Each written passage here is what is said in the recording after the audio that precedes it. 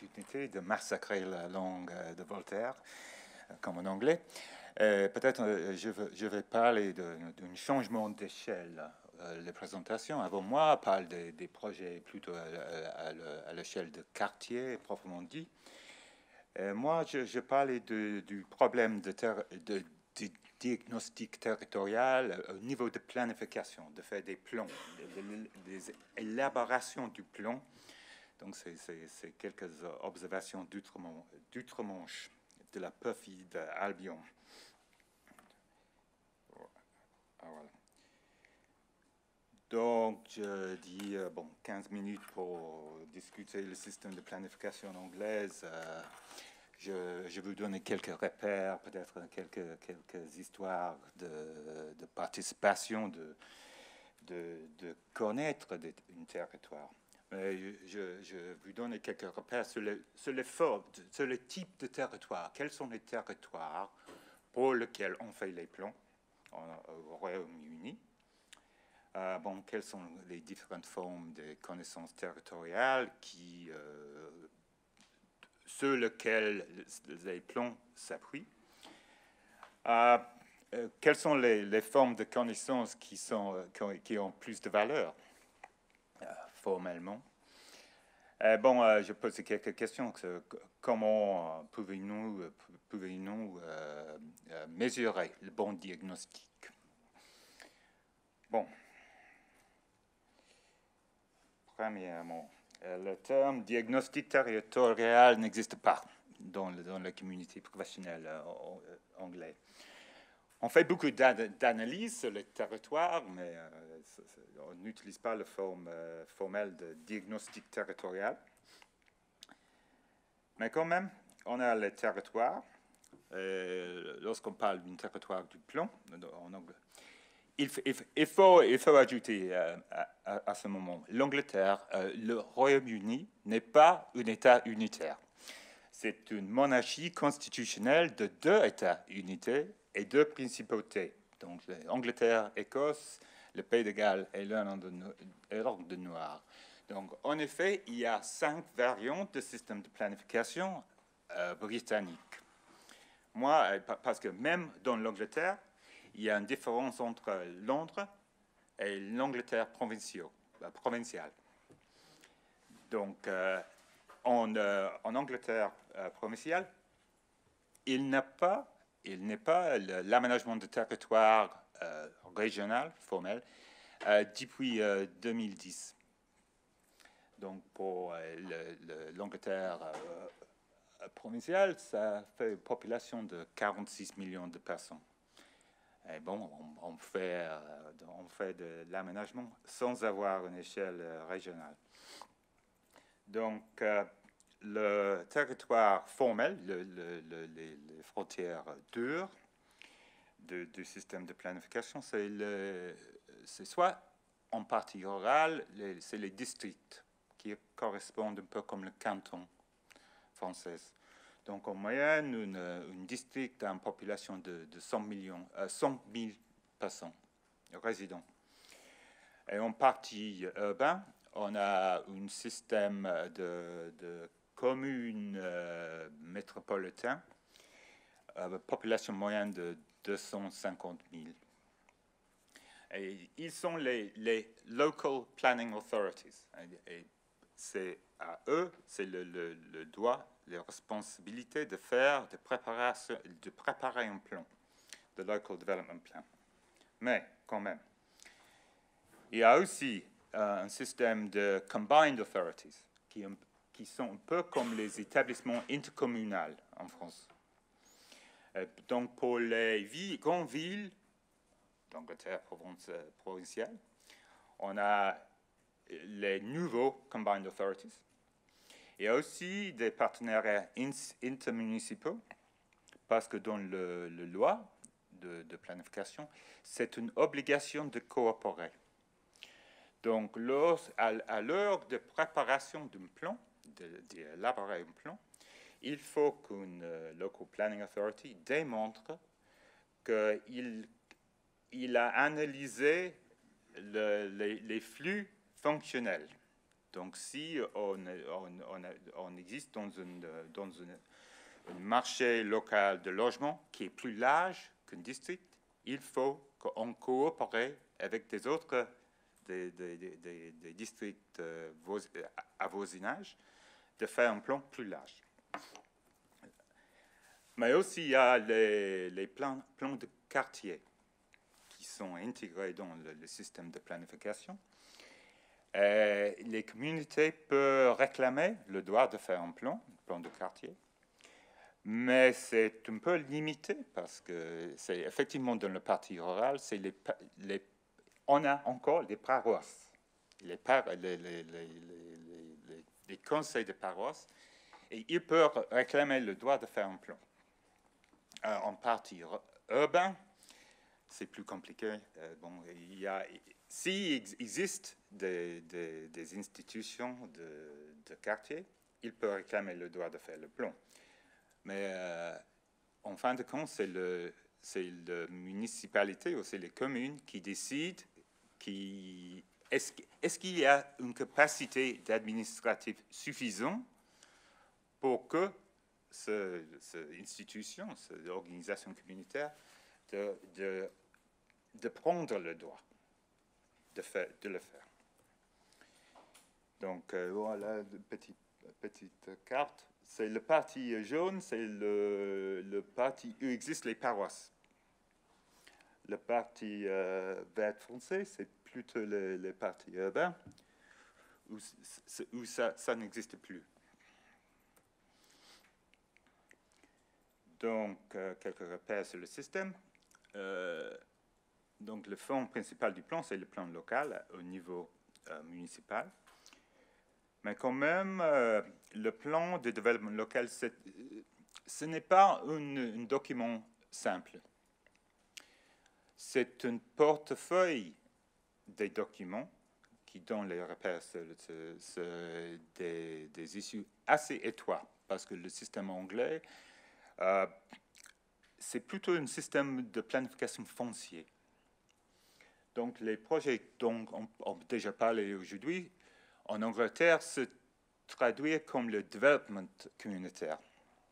Donc, ce n'est pas une partie formelle de le système de planification. C'est une autre chose. D'ailleurs, le système de planification. Lorsqu'on parle des grands acteurs, on a les électorats locaux, les résidents, on a les élus, on a aussi les fonctionnaires inspecteurs. Parce que lorsqu'on élabore un plan, lorsqu'on submet le plan, il y a un département indépendant qui doit juger si le plan est assez bon, si le plan est conforme aux droits, aux étangs du système de planification. Mais aussi, au-delà de ça, il y a le ministre de la planification du gouvernement central. Donc, le niveau le plus important pour le diagnostic territorial à l'anglaise, c'est plus que le premier état ici, l'étape de l'élaboration des plans. Dans la quatrième étape là, où les inspecteurs de planification déterminent si le plan est en conformité.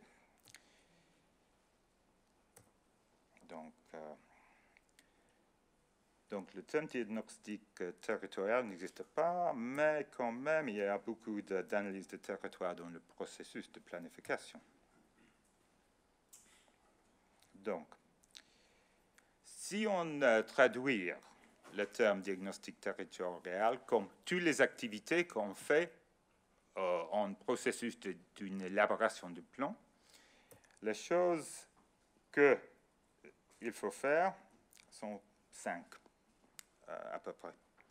Donc, premièrement, une planning authority doit consulter, doit faire une consultation des partenaires intéressés, soit les parties commerciaux, les développeurs, des propriétaires du terrain, soit des groupes des communautés, les électorats, effectivement.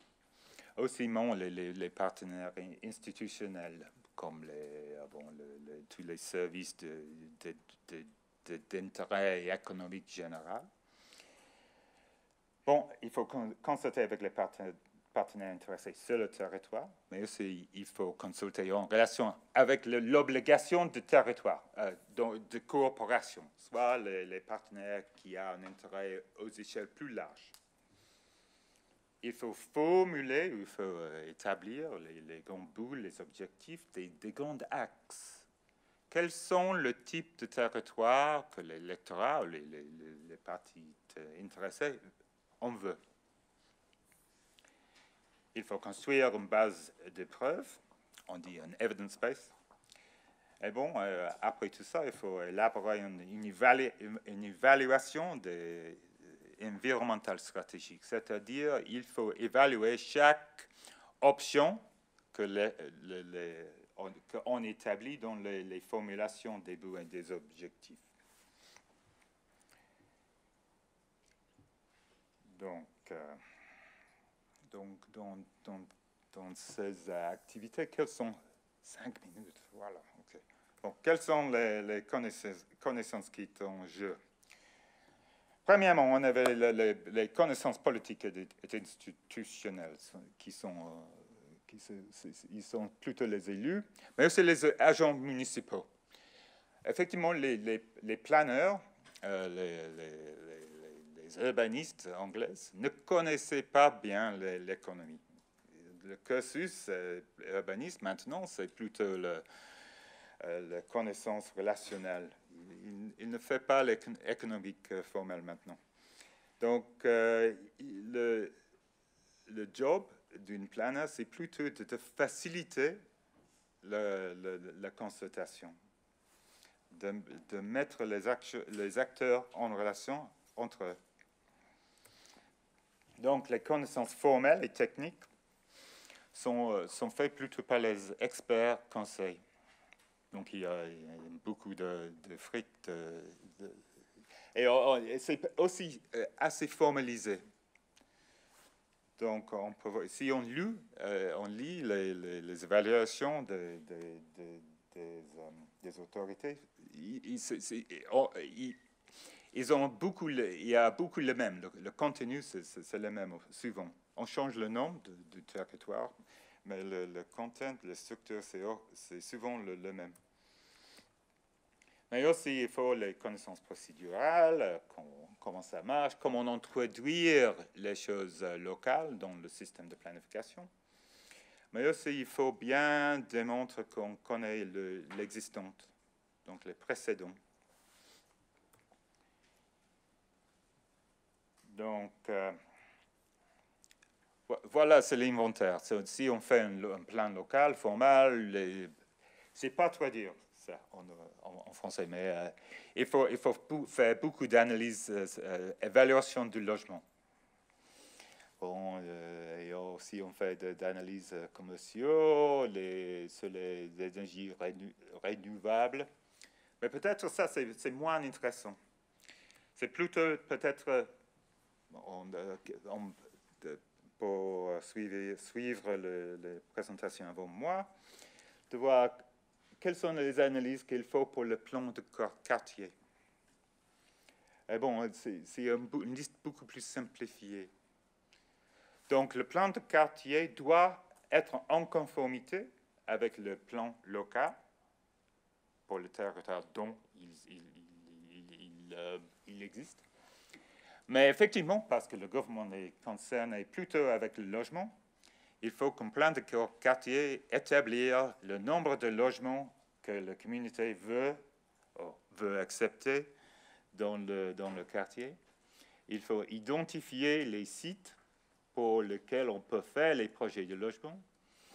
Et en général, il faut mettre quelques prioritaires sur la forme, la conception des projets dans la localité, dans le quartier. Donc, c'est beaucoup plus simplifié.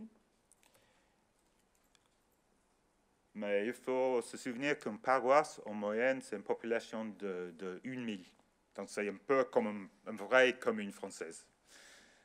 Donc les autorités, les municipalités anglaises, c'est beaucoup plus large que la plupart des pays européens.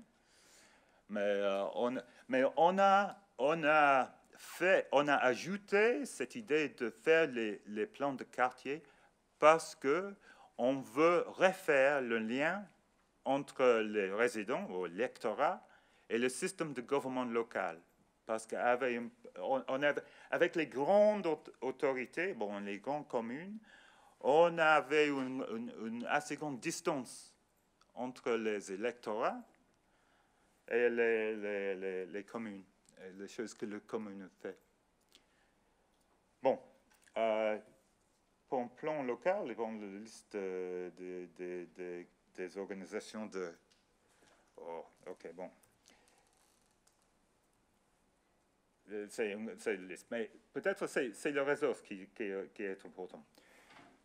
C'est vrai que le plan local, il y a beaucoup de professionnels qui peuvent en faire, qui peuvent aider l'élaboration. Mais pour les plans de quartier, on a établi un système de subvention.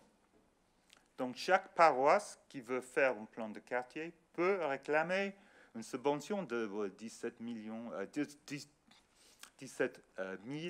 euros. Mais c'est un programme administré par une non-governmental organisation, pas une charity. Donc, c'est le programme, ça vaut 26 millions. Mais donc, le paroisse doit faire une application à l'organisation pour faire des plans. Mais bien sûr, beaucoup de plans de quartier, ça dépend des volontaires. Et souvent, c'est les paroisses où on avait les urbanistes en retraite, les architectes qui étaient en chômage et qui ont un peu de temps de faire des choses. Donc, les paroisses qui sont plus désavantagées, en général, ont moins de ressources administratives d'en faire un plan. Ont moins de ressources de faire une application pour une subvention. Donc, la plupart des cas, paroisses qui ont un plan, de quartier sont des paroisses plus larges, avec plus de ressources, ou même une issue locale si importante qu'il y a un mouvement communautaire. Donc, le grand exemple en Angleterre, c'est le cas de St. Ives, en Cornouailles. Et là-bas, il y a un problème de logement secondaire, vacancier, qui a fait le marché local de logement inabordable, non abordable.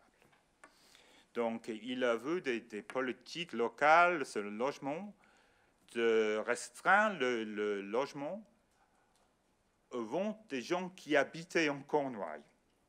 Donc, pour empêcher que le logement nouvel se sont vendus aux vacanciers. Mais je pose des questions sur ça. Bon, qui décide, effectivement, qui décide si le diagnostic est bon? C'est le fonctionnaire.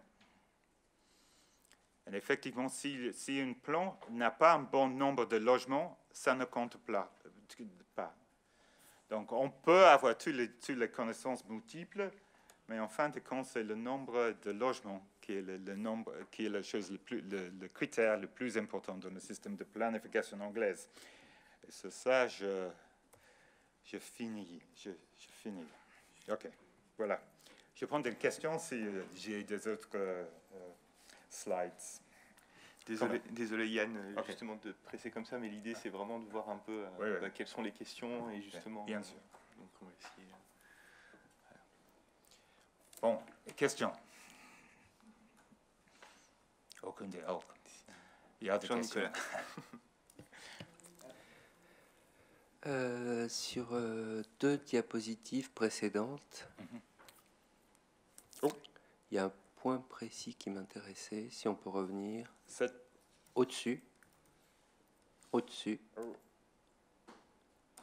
Au-dessus. Au-dessus. Là? Au-dessus? Encore au-dessus. Okay. Et là, je pense que c'est bon. Oui, c'est ça. Là. Merci. Ok, voilà. Sur les autorités de planification, oui. vous avez indiqué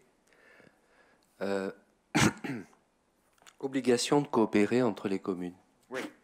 Et j'ai pas vu, mais j'ai essayé de lire vite la liste. Alors effectivement, il y a sur la question de logements sociaux ou à faible loyer, il y a des choses. Et n'apparaît pas, par exemple, la mixité. Et si je prends un cas un peu extrême, et si je pense à la position d'un élu qui a des électeurs, on peut très bien avoir deux communes qui travaillent ensemble et qui travaillent ensemble à bien garder chacune les groupes qui les font élire. On connaît ça autour de Paris, c'est-à-dire que cette idée d'obliger de coopérer entre les communes ne garantit absolument pas que la solution proposée soit une bonne solution. Ils peuvent coopérer à maintenir un état de fait qui n'est pas bon pour la société en tout cas. Oui, c'est vrai, parce que bon, les politiques anglaises depuis 2010 ne concernent pas grand-chose les aspects sociaux. Donc, on cherche les solutions de marché toujours, mais pour le gouvernement central, le problème du système de planification n'est que il n'y a pas assez de logements. Il faut construire plus de logements. Donc, l'idée de faire les plans de quartier, l'idée derrière cette proposition, c'est de réduire que les localités objectent ou empêchent que les projets de logement commencent. Oui, il n'y a pas de critères de mixité, il n'y a pas de critères de réduction des désavantages. Et tous les autres processus en Angleterre actuellement fait la croissance de pauvreté s'accroît. Et actuellement, tout le système de gouvernement est si subordonné de problèmes de Brexit. On ne consomme pas des autres choses. Il n'y a pas de capacité de considérer des problèmes sociaux. Mais on voit des aspects, des attitudes différentes en Écosse et au Pays de Galles. Donc on voit des différences entre les 4 nations du royaume. Donc le plan système écosse, c'est beaucoup plus concerné de la mixité des aspects sociaux que le système anglais actuellement. Mais c'est vrai, il n'y a pas de critères de social, sauf le problème de le logement abordable. Martine Verne, vous aviez une question? Oui, il y a une première question qui porte sur les zones, les espaces ruraux, souvent assez centraux, qui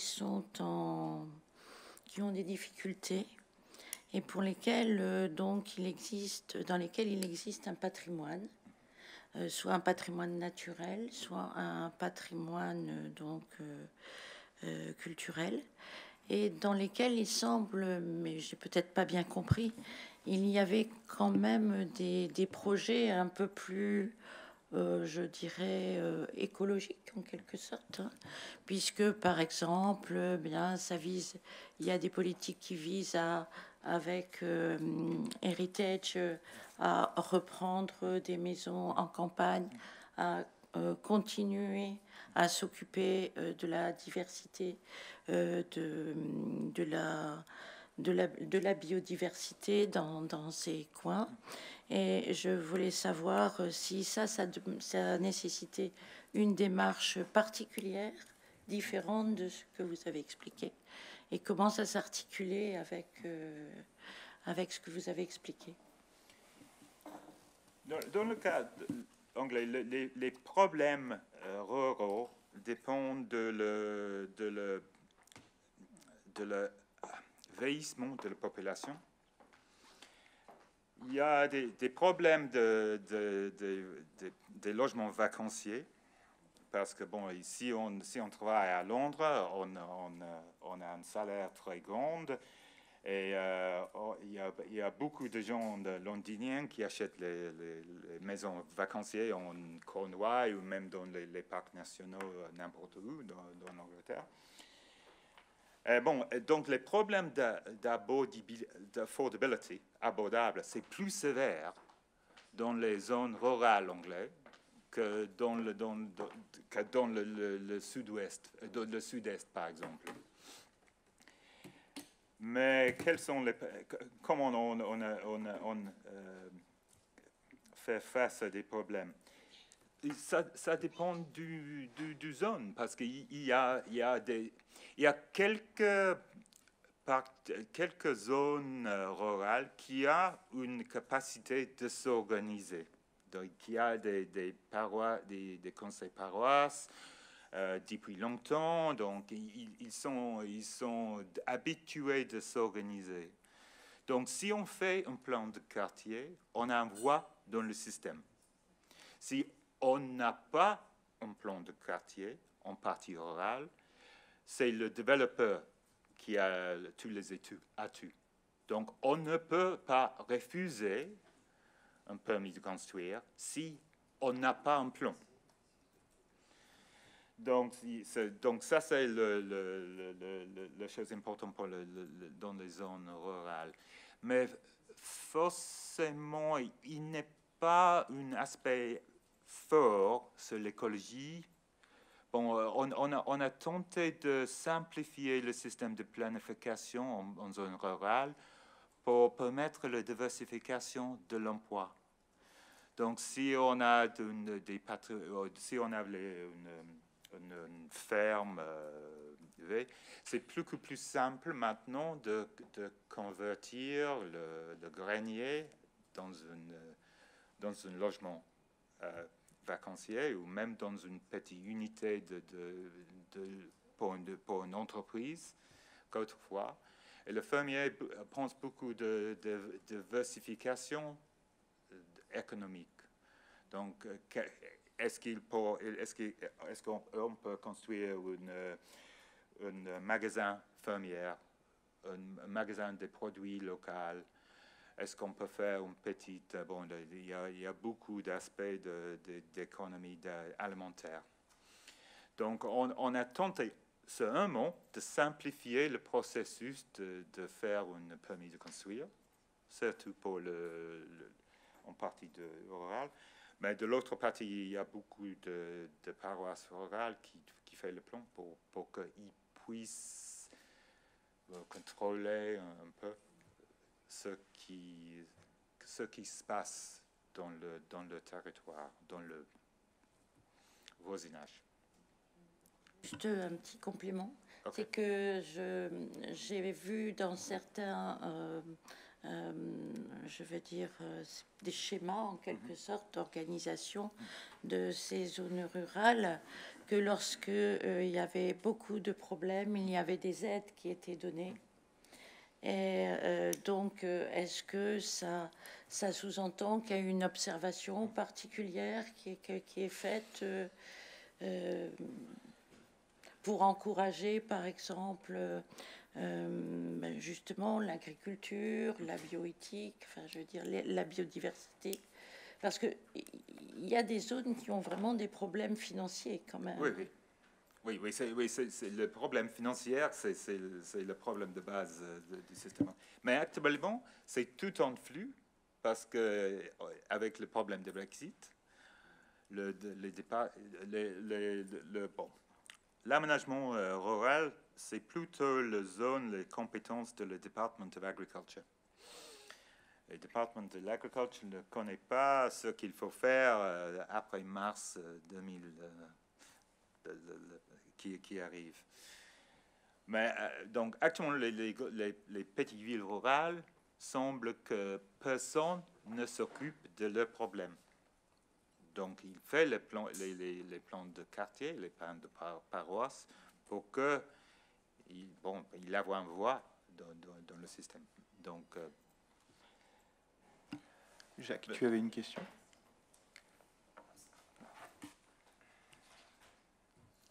Oui, merci.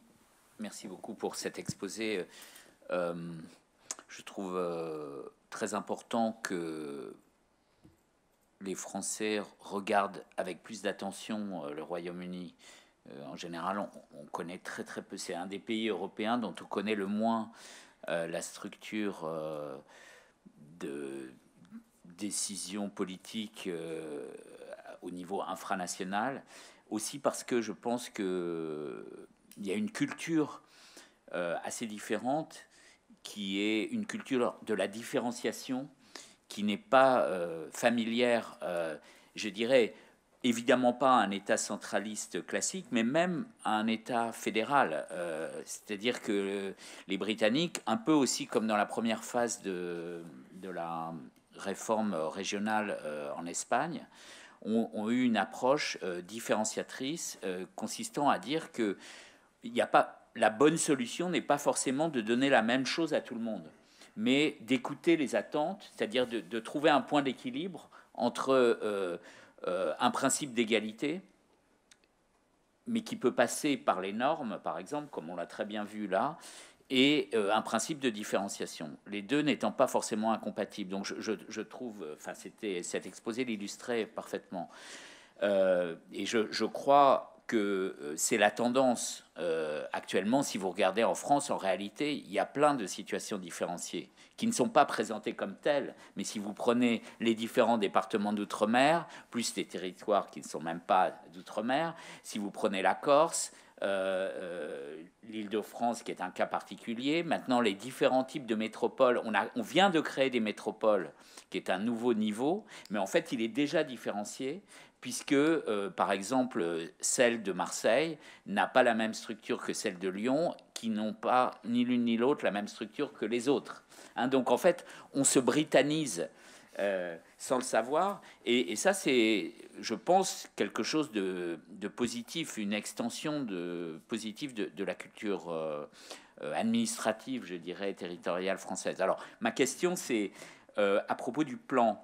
Là j'ai eu l'impression qu'au contraire le Royaume-Uni était dans une culture classique, c'est-à-dire avec une temporalité topologique, on pourrait dire, c'est-à-dire qu'il y a un début, enfin il y a une durée qui est définie pour 20 ans, par exemple, 2006-2026, voilà. Et donc, il y a une phase où on élabore le plan et une phase où on applique le plan. Or, en fait, le plan, c'est le Gosplan. Hein. C'est l'héritage d'une culture planiste qui vient, disons, pas seulement de l'Union soviétique, mais disons d'une époque où on pensait que l'État devait avoir une vision globale et suffisamment bien informée de l'ensemble des dynamiques sociales pour pouvoir planifier, donc, c'est-à-dire organiser le développement de tous les éléments constitutifs de cette dynamique. Or, il me semble que plus personne ne croit à ça aujourd'hui.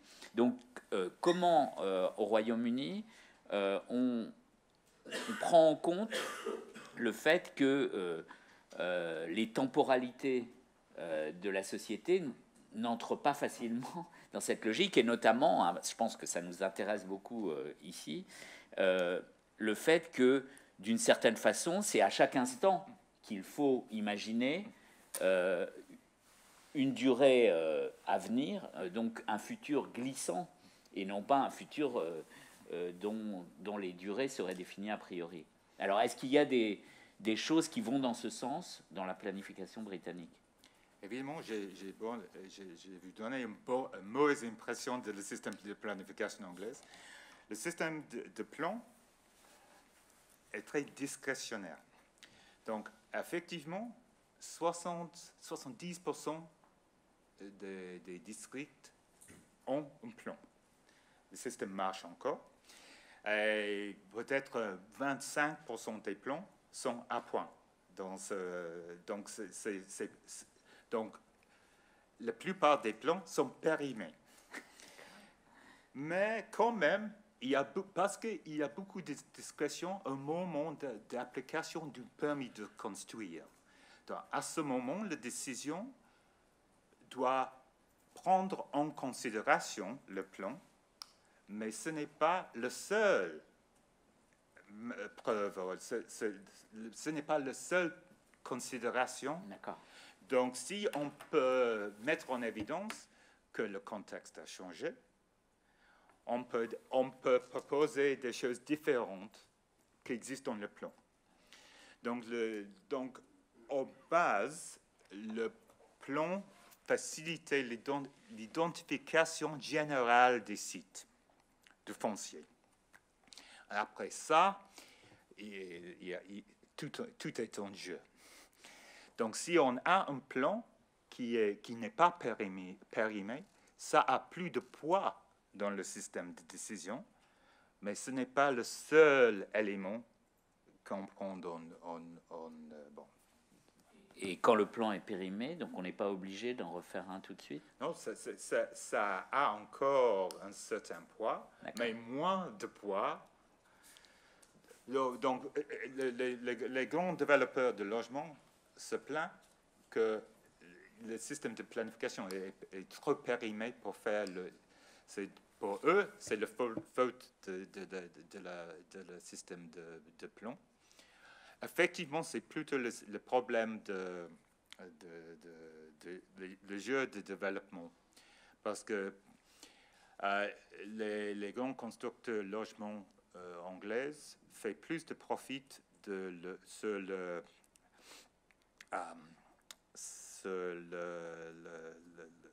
changement de prix de terrain que fait le logement. Donc, si on achète un hectare de terrain agricole, ça veut dire peut-être 20 000 euros par hectare. Avec un permis de construire pour le logement, ça vaut à peu près 2 millions d'euros. Donc, les grands développeurs achètent des terrains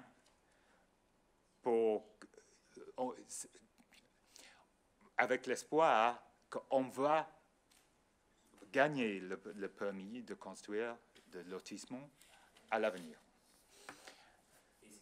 Dire justement que même si c'est écrit dans le plan et que l'autorité locale dit on avait dit qu'on le rendrait constructible, mais finalement on a changé, ils peuvent le faire et le développeur ne peut pas dire ah mais c'était dans le plan, vous n'avez pas le droit.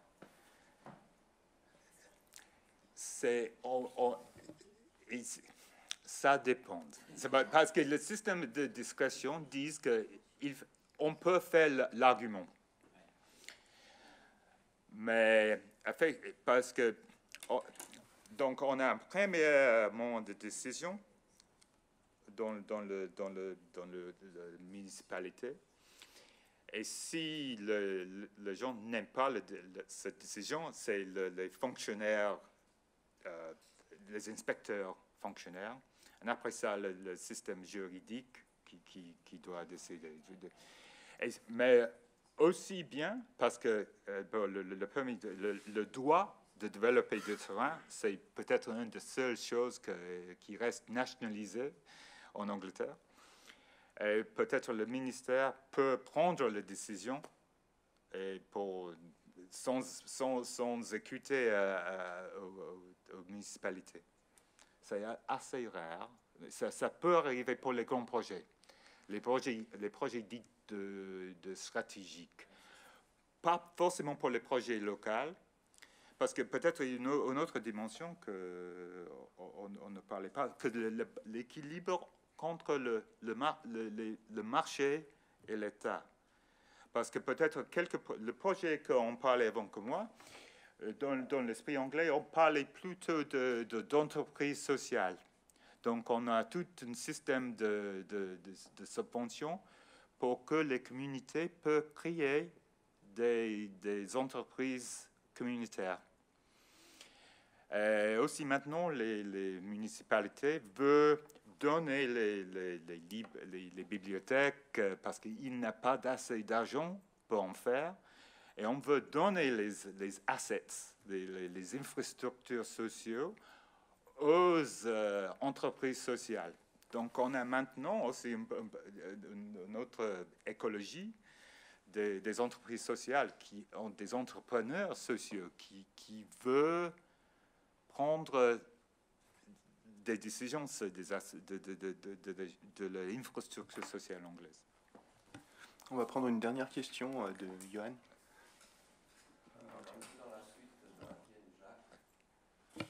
J'aimerais savoir quel est l'intelligent design derrière le système de planning british. Je m'explique. L'empreinte écologique, l'empreinte import de l'eau, l'empreinte carbone des sols en Angleterre est une des plus grandes au monde. Donc, si on fait une planification de ce type-là, le design, c'est quoi? C'est de rendre les territoires plus responsables de leurs propres ressources, de faire que l'environnement soit plus sustainable, comme on dit. Est-ce que, donc, quel est le bilan, en fait, si on regarde ce que cela donne? Parce que j'ai bien compris que l'aspect foncier est le ferment de l'affaire, mais jusqu'où on peut aller avec ça comme étant le design intelligent? Je dis tout ça aussi parce que cet après-midi, je vais prendre le contre-pied de ça, c'est-à-dire jusqu'où on peut aller quand on compte seulement. Il y avait le Localism Act, le droit de localisme en 2011. Parce qu'avant que ça, on avait des grands axes pour réduire l'empreinte du carbone du Royaume-Uni. Et c'était fixé dans la loi. Donc même lorsqu'on avait des ministères d'agriculture qui ne croient pas dans les crises de climat.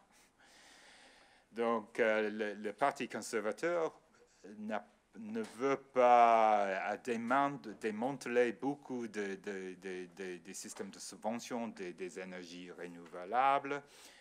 Donc, ça dépend de l'axe, les espoirs locaux. Donc, on peut trouver des communes qui veulent réduire leurs empreintes écologiques. Ils peuvent faire tout ça. Et dans ce cas, on voit beaucoup plus de politiques vertes, d'empêcher des développements qui... bon. Oui. Donc, à Winchester, dans le sud-ouest, il y a beaucoup de localités qui ont un fort intérêt dans le... Mais de cette façon, on fait beaucoup de choses d'énergie renouvelable par des entreprises sociales. Ce n'est pas un aspect des plans. Mais même dans les grands axes de politique nationale, il reste des attentes qu'on a les logements plus denses, plus près des nodes des transports en commun. Mais c'est moins formalisé qu'autrefois. Donc ça existe, mais il n'y a plus de variance autour du pays. Ça dépend. Et le gouvernement se concerne seulement avec le nombre de logements. Et un peu des éléments abordables. Donc les fonctionnaires inspecteurs s'intéressent point avec les aspects de l'empreinte écologique, par exemple, qu'autrefois. Mais il y a quelques axes qui existent encore dans la politique. Donc ça dépend pour répondre, ça dépend de localité. Merci.